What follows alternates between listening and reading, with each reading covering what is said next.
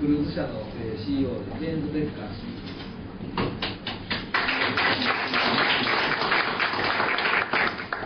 Thank you very much. I'm very happy to be here. ありがとうございます。今日はここに来れて本当に良かったと思っています。Many people are here, many potential customers from a long way to here. So thank you very much for coming again to listen about cruise. 多くのお客様に、こちらの方にわざわざクルーズを見に来ていただきまして本当にありがたく思っております。I want to show you tell you more about the history of cruises. 今日は今からクルーズの歴史についてちょっとお話しさせていただきたいと思います。You will see that we are a very old company, 1979.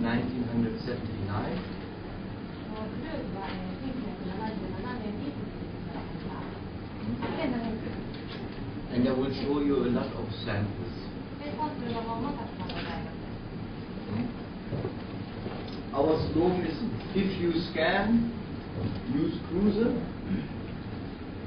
ルーズのスキャナーを使うと全てスキャンができます。Yesterday we were sitting together and Obama always said, yes we can. 昨日喋ってたんですけれども、オバマ氏がいつも Yes we can っていうのを So we will change. Yes we scan. Yes we can という。Now, these are just two magazines from this year. これは、